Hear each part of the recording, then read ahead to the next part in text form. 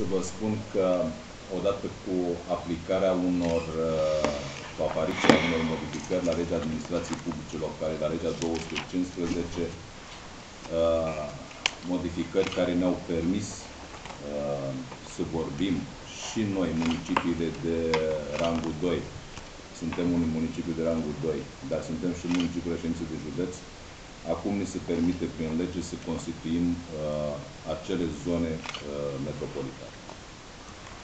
Este un interes deosebit din punctul meu de vedere și cred că va fi la fel de important și vor înțelege și colegii din primăriile din jurul Botoșanului cât de importantă este pentru noi o asociație de acest fel, o asociație de dezvoltare intercomunitară. Nu este o noțiune nouă, pentru că ați văzut, pentru accesarea unor proiecte europene s-au mai constituit două astfel de ADI-uri, unul pe apă și unul pe gunoi.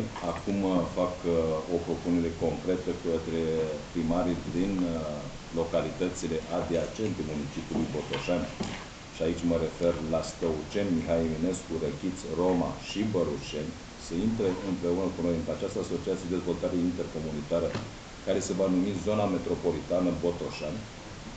Pentru că dacă plecăm la principiile politicii de coeziune a Uniunii Europene pe perioada 2014-2020, este singura noastră șansă de a atrage mai mulți bani pentru zona noastră.